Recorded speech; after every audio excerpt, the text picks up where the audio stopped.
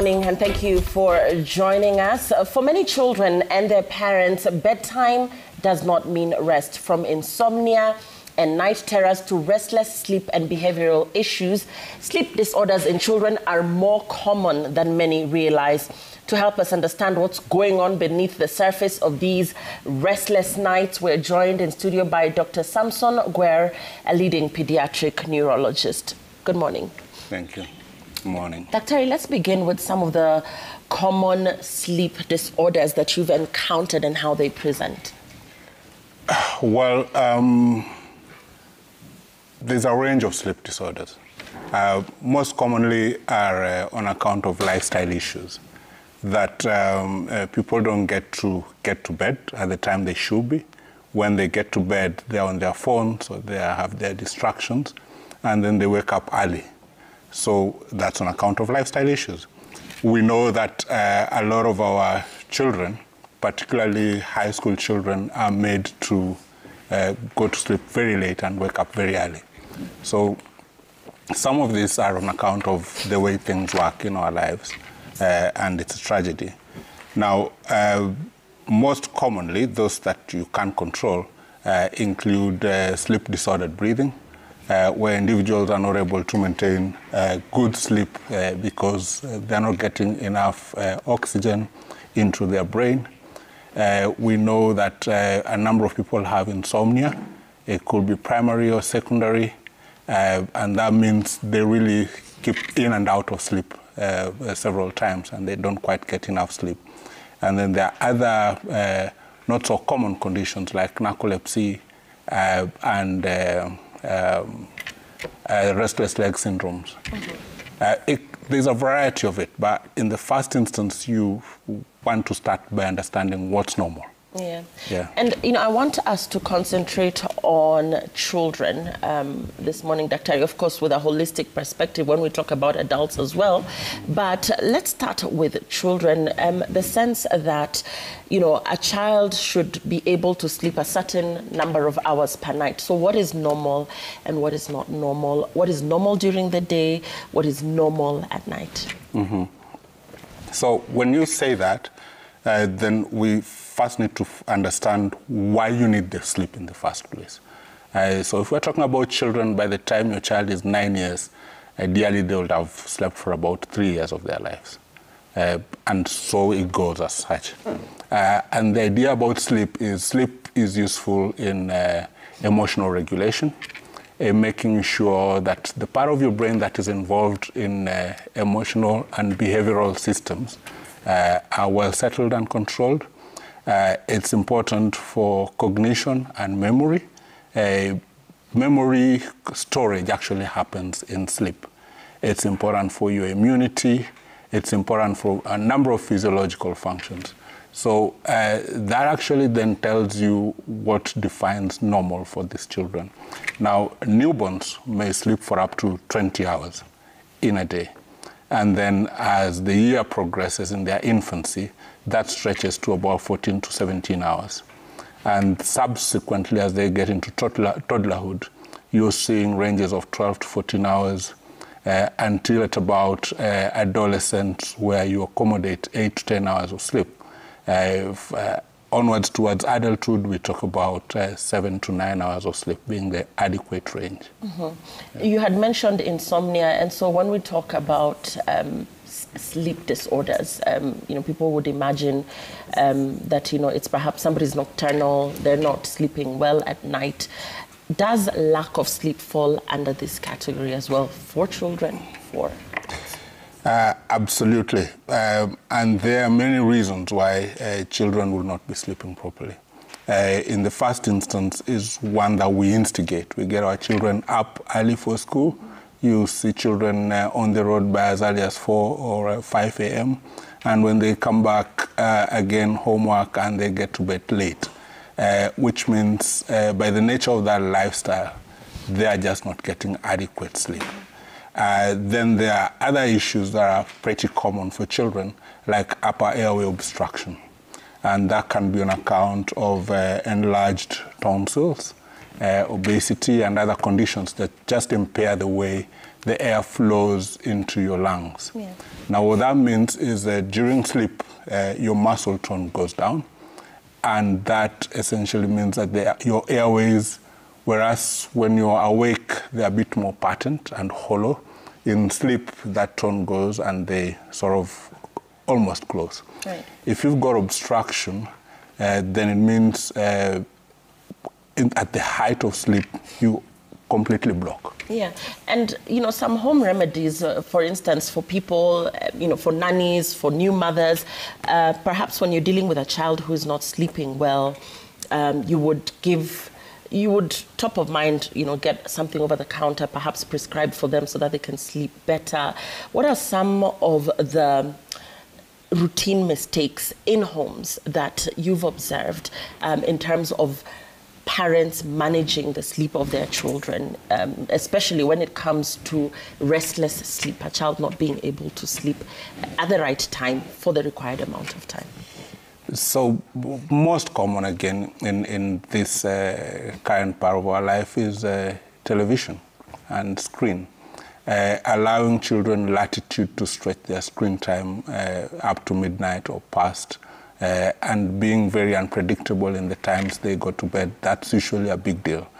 I know not an appropriate home remedy that you can get over the counter that works validly and should solve for such challenges. Mm-hmm. So the thing is usually to encourage first of all, good sleep practices. Yeah. Yeah. And we said we'll get into the adults, but as we focus on the pediatric cases, give us practical scenarios where a parent can tell that their child might have a sleep disorder. You, of course, have talked about restless sleep, sometimes even insomnia, but on a day-to-day, as as a child perhaps gets weaned off the infancy stage, now getting into toddler stage, perhaps even getting into school-going patterns, what are some of the lookout signs that this child might not be okay in terms of their sleep patterns? So in the first instance, a child depends on the parent in a big way. Mm-hmm. And that means a lot of times if children are not sleeping well, the parents are not sleeping well. So one, if you're having frequent wake-ups, ideally you just want to sleep throughout the night without any interruption. So that's going to be a problem. If your child wakes up feeling a bit tired and is not up to getting up, because that should really be automatic. They should get up and be ready to be on the go. That's a problem. They will be likely quite irritable and not handling their physiological functions well, so stooling may be a problem. A lot of your physiological and hormonal systems depend on sleep, so it means those things can go awry. And to cap it all, then it means that as they then evolve into school, that doesn't work out so well for them. You had talked about screen time and some of the content that children are consuming, especially unregulated content within the home setup, perhaps at a neighbor's house, talk about gaming and just spending a lot of time on gadgets as well. And some children experiencing nightmares, restless sleep because of what's replaying in their minds because of perhaps what they've consumed. Let's talk into that. So that is a factor. Now, we want to distinguish nightmares and night terrors. Mm-hmm. So nightmares, you would never quite be aware. There are no much physical or motor manifestations. While night terrors, there may be a scream. They may get up, looking very distressed, and will happen at a different stage of sleep than nightmares. It's true that some of the things that they experience during the day and from the digital gadgets that they consume can cause them nightmares and night terrors. We know that night terrors evolve through certain stages of their life, usually without any adverse consequences, luckily. But we also always want to be on the lookout for epilepsy or epileptic events that manifest similar to night terrors. So then that's why when you're concerned about your child not quite getting the right amount of sleep and behaving a bit funny at night, you want them to be assessed properly. And because these are often overlooked situations, so distinguishing between, I wouldn't want to call it a simple nightmare, but distinguishing between what would be a nightmare that might be a once, in a week, once in a month occurrence, from night terrors. Would you say that night terrors would then be more frequent, and that is something then that somebody should be on the lookout, a parent should be, or guardian should be on the lookout for? So night terrors would happen at toddlerhood. Nightmares may also happen throughout anyway. And there is no way of telling sometimes when a child has had a nightmare, because most of them are dreams, really, and you never quite remember your dreams unless they happen at a stage of sleep where you're getting woken up in the middle of that dream. It's really not a big deal. I remember my dreams. I remember my dreams.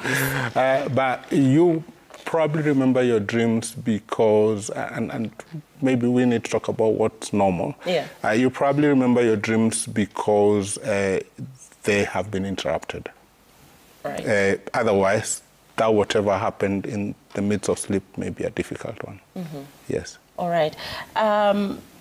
Diagnosing a sleep disorder in a child. I come to you as a pediatric neurologist and I tell you that I've observed certain tendencies and trends in my child that are a bit out of the normal. So diagnosing this from where you sit, how would you be able to make a conclusion that indeed there is a problem here? So the basic principle of medicine is to start by just taking a proper history and examination. And essentially, I'm interested in knowing the sleep habits. Are they consistent? Are you going to sleep at the same time every often? And do you get to wake up refreshed? Does the child wake up refreshed? What's happening during sleep? How many times do you get to wake up? When you get into bed, how long does it take the child to fall asleep? When they're in bed, how many times do they get woken up to go to the loo or to do something or to just sit up and not do anything? So those are some of the details I want to know. When they're asleep, a night terror is happening. Yeah. Are they snoring? Because snoring is not good for them. Is that consistent throughout, or does it only happen when they have a cold? And of course, I would like to understand the developmental trajectory so far. If we are having any struggles in school, then go further and do a proper examination and just see if there's anything that I can pick that is neurologically off or respiratory system off. Then, depending on what then I pick out, I may decide to investigate. And the most valid investigation is a sleep study, or rather, otherwise referred to as a polysomnography. That assesses the electrical activity of your brain, the movements, what's happening on your airways, what's happening with your chest movements and your leg movements, to essentially give us an objective definition of what's happening to that child. Yeah. On that account, then we intervene. Talking about excessive sleepiness, there is the baby who is wearing a diaper, and then there is a toddler who, beyond a certain age, should not be bedwetting. Where is the link between that and a neurological disorder as regards sleep patterns? Oh, there are very many tangents that can take. Bedwetting itself is not necessarily an abnormal phenomenon for children. But then, of course, if it happens when it is that it had stopped, then you start wondering whether we are dealing with diabetes or any other problem that challenges the way our body gets rid of fluids. The big deal, though, is for children who then have to wake up to go to the bathroom, you want to limit those journeys. You would wish that there's little fluid intake at about the time of bed, so that there is no trigger to get them to wake up, because that's sleep interruption. You need smooth, uninterrupted sleep throughout the night. Yeah. and limiting how many times you go to the loo is crucial, is part of it. And talking about underlying conditions, when you do the sleep study and perhaps look at this patient or this case study just to try and understand what might be going on with them, are there underlying conditions that may lead to a situation where you see a child presenting such symptoms, either hyperactivity that leads to them not being able to sleep, or excess sluggishness, which is towards the oversleeping or sleeping more than a child should towards the day and at night? In terms of underlying conditions, what are some of those that we're looking at? Myriads of them, again. Your body is one whole piece, so if you've got pain, for sure, that will impair your sleep, because pain sorts of triggers a part of your brain that keeps you awake. If you've got abnormal breathing patterns, as we've mentioned, that's going to be a problem. Commonly, children with neurological conditions like cerebral palsy may have challenges with sleep, and that's because it's the same brain that's involved in switching you on and off into sleep. We know that that may also still be complicated by respiratory issues. We appreciate that a number of children may have restless leg syndromes, where they just have random movements of their legs, and that can be very distressing in terms of getting them to sleep. We also know of conditions like narcolepsy, where the mechanisms of maintaining you in wakeful status during the day is impaired. So you suddenly just fall asleep in the middle of the day without any control. Yeah. All this cupped together means that you're not getting that nice circadian pattern of sleep, which means at any one time you're not functioning optimally, and you also have the risk of going back into sleep. Right. That happens a lot for children. So we want to wrap around, looking at the children before we move now to the older demographic in terms of adults.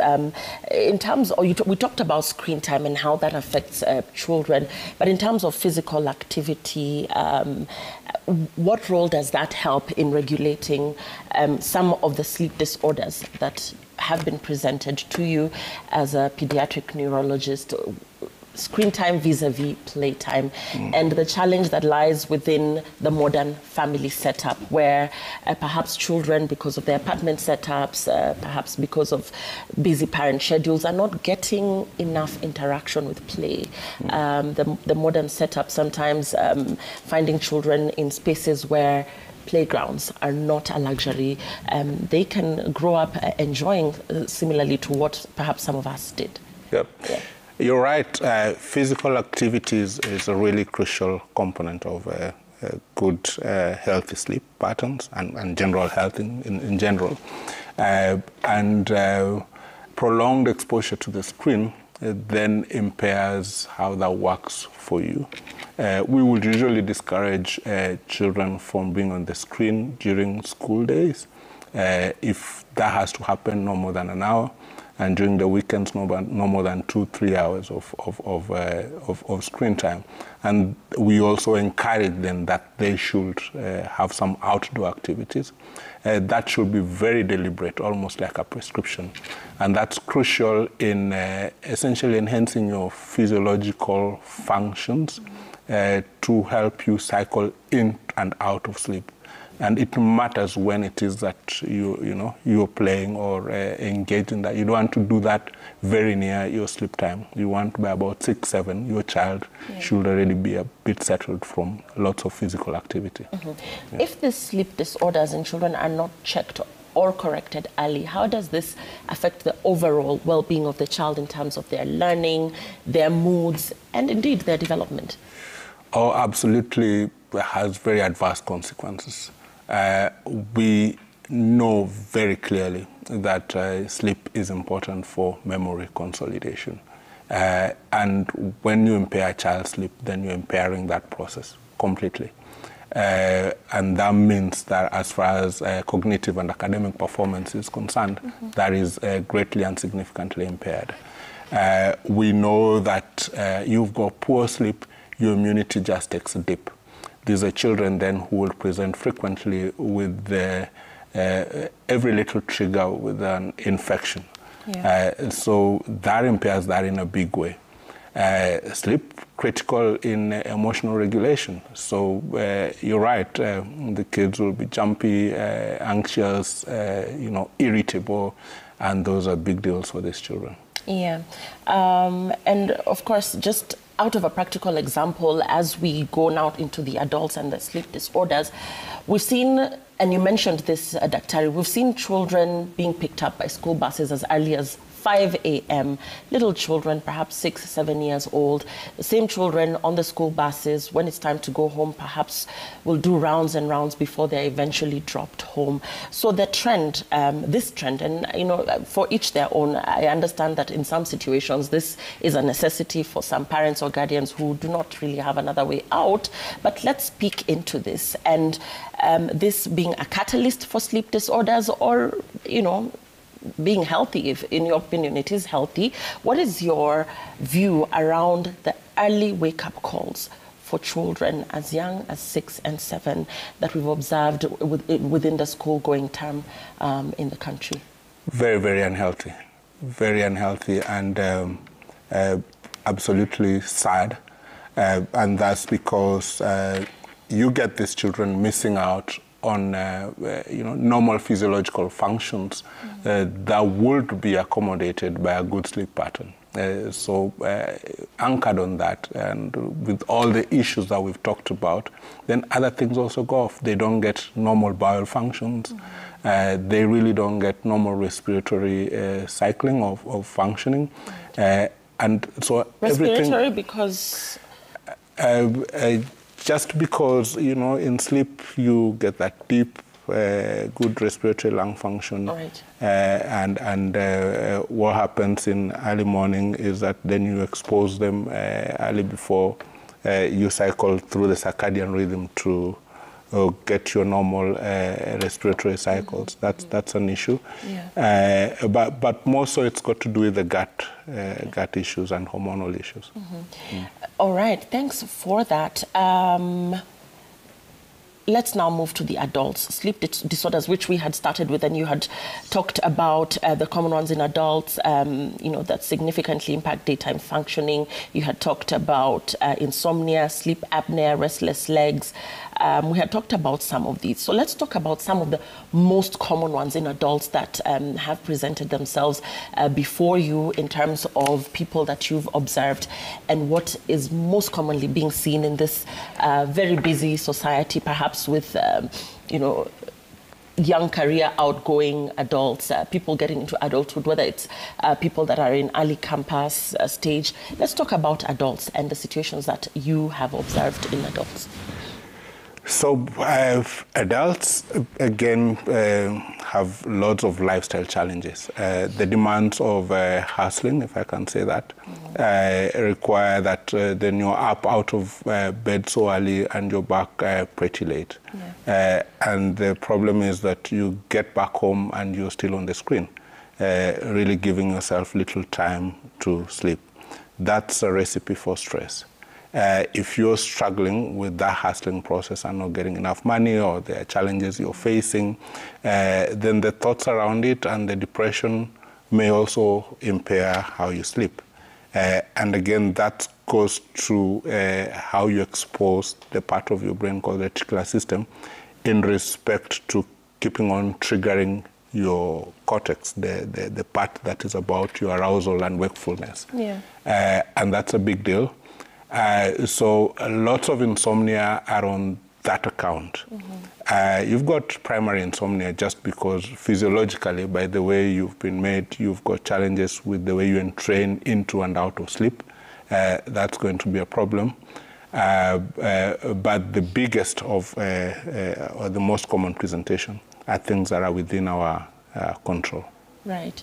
A lot of people casually using the phrase, I'm a nocturnal animal, I work better, and this cuts across. So there are people who feel that they work better when everybody else is asleep. There are others who feel that their function is better during the day.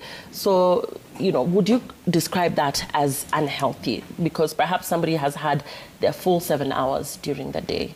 are better functioning at night, and that's when they're most productive. That's when their ideas flow. And then there are those who are the complete opposite. Well, that would be a rarity, and it's an anomaly. For the simple reason that the business of going into and out of sleep actually isn't trained with light and darkness. So the dark systems anticipate that you really get switched off into slowing down and sleeping. And when that happens, other physiological systems also follow in tow. That means that there are some of your hormones that will cycle between your sleep and wakefulness. There are some of your physiological functions that will cycle in the same way. The brain, for instance, that's about the time when it would require to get rid of wastes. So it means then that you're altering those mechanisms in a big way. And the consequence of which means, again, much higher incidence or problems with depression, mental illness, and a greater risk for conditions like Alzheimer's. Right. Yes.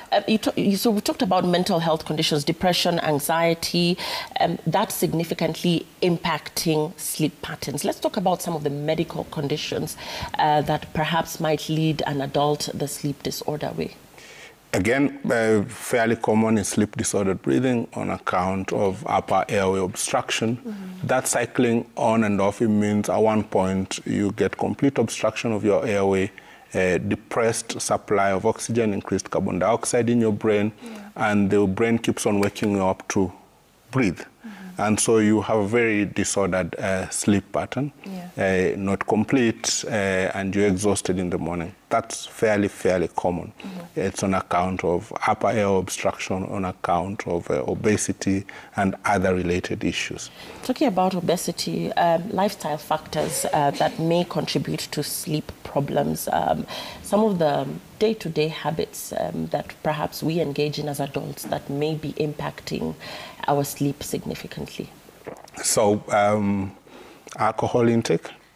And when you do that at about the time of bed, that's going to impair things in a big way, because alcohol may be sedative, but that's just temporary. You again get to wake up when the sedation wears off. Yeah, and talking about alcohol, there are people who believe, you know, and they say a glass of wine keeps the doctor away. So some people believe that a glass of wine or perhaps a glass of something stronger, according to your preference, or even a cup of tea, coffee, caffeine, if you like, will help them sleep better.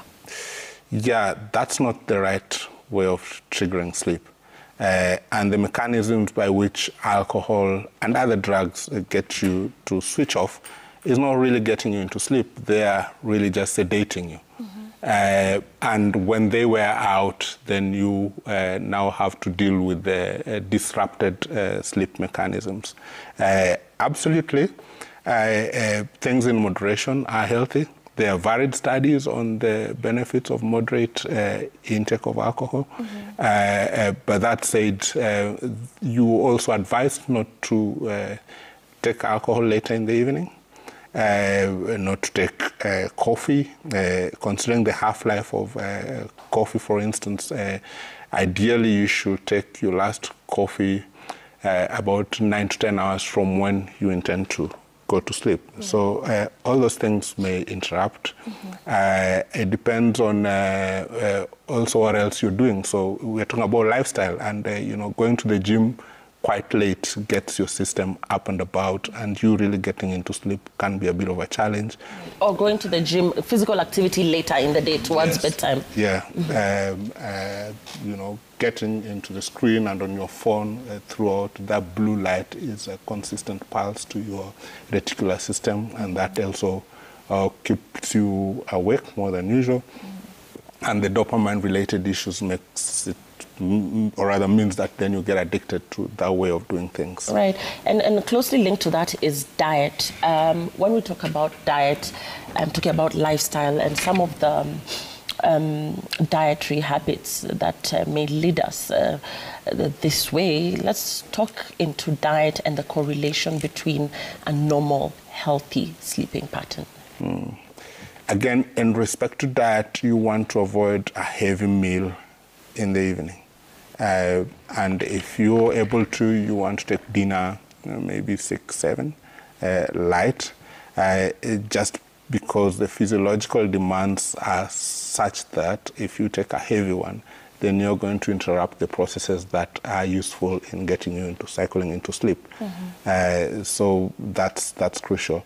There are certain foods, again, that are known to impair how your gut is working, and you know, that may also interrupt your sleep. If you're taking lots of liquids later in the evening, that will be an issue for you. Somebody has sent in a question here, Daktari, and they need you to speak into the snoring, which this lady says has become has been persistently happening with her partner, who snores throughout the night. How healthy is this? How unhealthy is this? And how can it be controlled? So snoring is definitely not healthy. What snoring means is that you, as I mentioned, your tone, your muscle tone keeps on decreasing into sleep, and your airway gets less and less patterned. And it's that process that begets snoring if you have obstruction around the airway. And what that means is, therefore, that at one point you're not supplying enough oxygen into your body, mostly the brain. Now, the implications of that, one is that your brain gets deprived of oxygen and carbon dioxide. There are studies that suggest that actually such individuals are at significant risk of stroke. We know that on that account also your heart then has to pump faster to keep up with the diminished oxygen supply to the brain, and in that process it may grow a bit bigger or thicker than it should, and that brings or begets heart problems. So if you have snoring, one, you need a sleep study. Two, you also need to talk to your physician or ENT doctor. Right. When to seek help. And I'd like us to go step by step, because there's some questions that are coming in about certain sleep disorders, starting with insomnia. When you have insomnia, what would be the correct therapy, or what would you advise such a person to do right from the home setup in terms of them not getting enough sleep, or knowing that indeed they do have a problem falling asleep? So one is, if you're not sleeping for good enough hours, if you take time to get into sleep. What are good enough hours for an adult? So for an adult, we are talking about 7 to 9 hours of sleep. 7 to 9. Yes. Okay. And if you're waking up feeling exhausted, then there's a problem there. And you usually know when you're having a sleep challenge, just because the consequence of it during the day are very, very clear for you. Now, it depends on what's causing your insomnia. So we've got primary and we've got secondary insomnia. And that's for your physician to determine which one is which. So secondary insomnia, we are speaking to other issues that are then triggering the insomnia, like chronic pain, like depression, mental issues, like just poor respiratory systems. All those can trigger insomnia. Then primary insomnia means that that's been you, that's how things have worked for you, that's how you're made, and you want to therefore explore, one, what are the behavioral and lifestyle things that you can do to help put that right, and number two, if there's need for medication, then it will depend on what was the secondary cause. But if it's primary, it will also be in consideration of, therefore, what therapies are available to help cycle you into a normal sleep pattern. And for most people who encounter lack of sleep? You talked about irritability. For others, they're actually commenting and saying they have a lot of anxiety, palpitations, and what have you. What is the link therein between the irritability, the short fuse syndrome, the palpitations, the anxiety, somebody just generally not feeling okay? Well, one, we cannot attribute all such manifestations on sleep issues. So it could be one has caused the other. So the anxiety and all that mental distress that you have is impairing the way you sleep. But we know that that poor sleep also will fuel that some more.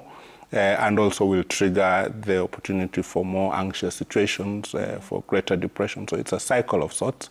That distinction on what has happened first and how to deal with which of those really requires a more greater interrogation with your physician. You talked about restless leg syndrome. You also talked about sleep apnea. Let's talk into that and how this can be fixed. So in respect to restless leg syndromes, these are children or adult individuals who consistently in the depths of sleep, or supposedly in the depths of sleep, keep on moving their legs in ways that they can't control. It's a reflex? It's not necessarily a reflex, but it's an abnormal leg movement. They totally have no control of that. And it's thought to involve pathways that have got to do with your ion systems, the way your body manages ion. And some of the therapies have entertained supplementation of ion, in addition to, of course, other sleep entrainment challenges or interventions, and supporting better sleep with sleep hormones. Sleep apnea is really what snoring is about, and sleep disordered breathing is about, and we've talked about the various interventions. Narcolepsy, on the other hand, just means in the middle of the day you can really just fall and switch off immediately, and some individuals may collapse right into the floor. That's called cataplexy. And for that, again, behavioral and lifestyle interventions may help. But we also have therapies or medical therapies that then you can utilize to try and support such individuals. It can be pretty distressing because it really impairs your function. And we know that, there's been the concern over abuse of the medical therapy, especially where you're having difficulty sleeping or you have a sleep-wake disorder, meaning you just randomly perhaps wake up in the middle of the night and are unable to go back to sleep. So abusing this therapy, over-the-counter therapy, that is really accessible for most, what would be a preferable option before perhaps you find yourself in a situation where you're leaning more towards the support, the medicated support? Sleep hygiene, good sleep habits, that's your first port of call. That's the first thing you need to do.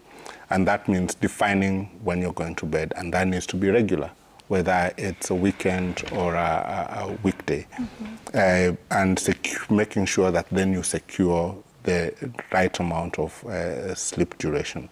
At least providing for that time, that's the first step. There are things that you can do in your environment, like making sure there are no distractions, no light, no sound, no TV, just make your room quiet. If it's a little bit cooler, that's helpful. A hot room may make it more difficult for you to fall into sleep. So those lifestyle things are crucial. We did talk about physical or aerobic exercises early in the day, critical, avoiding the liquids. Now, having done all that, then working with your doctor, there are various options that are available. The one that I prefer is sleep hormone, melatonin. But beyond that, other considerations will depend on what is the real cause of the reason why you're not getting that sleep in the middle of the night. Sleep hormone melatonin, please, as we close, walk us through what exactly this is. So there is a gland in the middle of your brain called the pineal gland. and it produces that hormone called melatonin. And that is triggered by the sleep-wake cycle, which is on account of your visual cues. So in light, that goes to a part of your brain called the hypothalamus, which acts as the clock that switches on and off, a bit called the suprachiasmatic nucleus. Yeah. And that then triggers the gland in darkness to produce melatonin. It also triggers other neural pathways to either depress or activate the reticular system. Essentially, those are the natural pathways that get you in and out of sleep. Yeah. Melatonin is an attempt to then supplement that. It has its limits on what it can possibly do because it may get you into sleep. It has a limited half-life and it may wear out.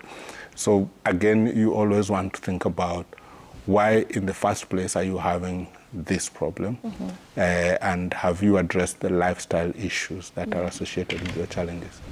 And as we close, Daktari, are sleep disorders a health concern for you as medics? What you have observed, current trends, looking at people generally that present themselves to you with concerns around their sleep patterns, are they a health concern for you from where you sit? Big health concern, particularly for children and adolescents in school.